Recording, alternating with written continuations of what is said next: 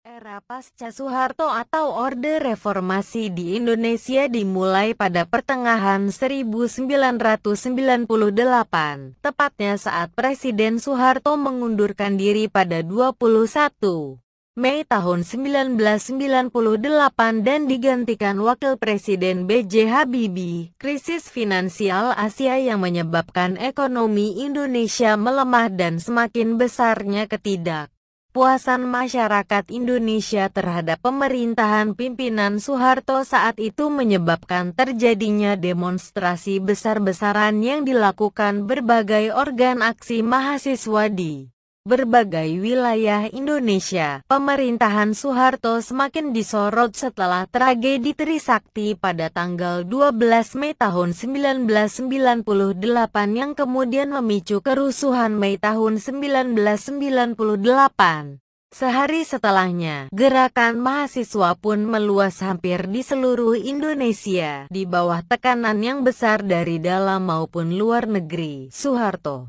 akhirnya memilih untuk mengundurkan diri dari jabatannya pada pemilu yang diselenggarakan pada 1999.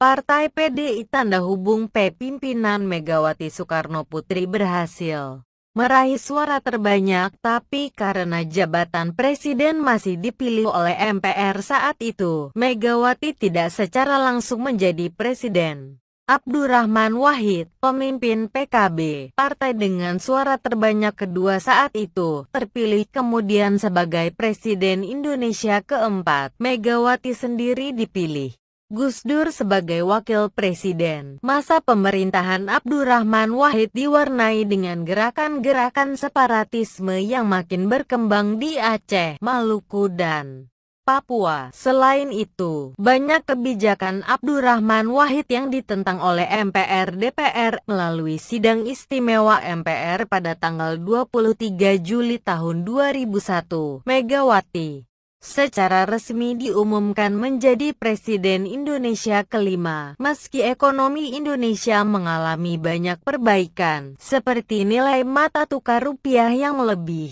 stabil, namun Indonesia pada masa pemerintahannya tetap tidak menunjukkan perubahan yang berarti dalam bidang-bidang lain. Popularitas Megawati yang awalnya tinggi di mata masyarakat Indonesia menurun seiring dengan waktu. Hal ini ditambah dengan sikapnya yang jarang berkomunikasi dengan masyarakat sehingga mungkin membuatnya dianggap sebagai pemimpin yang dingin. Sejak kenaikan Megawati sebagai presiden, aktivitas terorisme di Indonesia meningkat tajam. Beberapa peledakan bom terjadi yang menyebabkan sentimen negatif terhadap Indonesia dari kancah internasional. Timor Timur, bekas provinsi termuda Indonesia, resmi merdeka dengan nama Timor Leste sesaat setelah pengeboman Abu Bakar Ba'asyir ditangkap. Ia dituduh berniat untuk menggulingkan pemerintahan Indonesia dengan posisinya sebagai pemimpin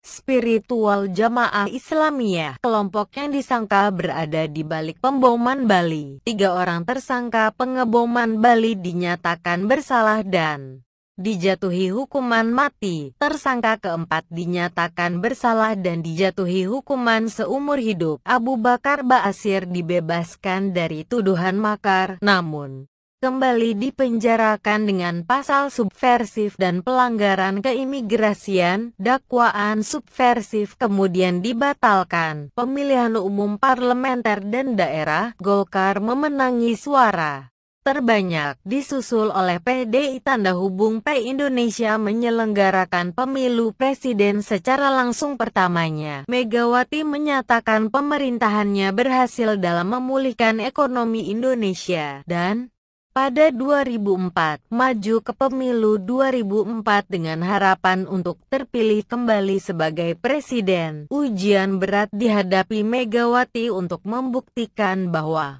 dirinya masih bisa diterima mayoritas penduduk Indonesia. Dalam kampanye, seorang calon dari partai baru bernama Partai Demokrat, Susilo Bambang Yudhoyono, muncul sebagai saingan Megawati. Partai Demokrat yang sebelumnya kurang dikenal, menarik perhatian masyarakat dengan pimpinannya, Yudhoyono, yang karismatik dan menjanjikan perubahan kepada Indonesia. Pemilihan putaran pertama menyisihkan kandidat lainnya sehingga yang tersisa tinggal Megawati dan SBY. Sejak kenaikan SBY menjadi Presiden, Indonesia mengalami musibah bencana alam yang hebat dan kecelakaan transportasi yang datangnya bertubi-tubi. Era pasca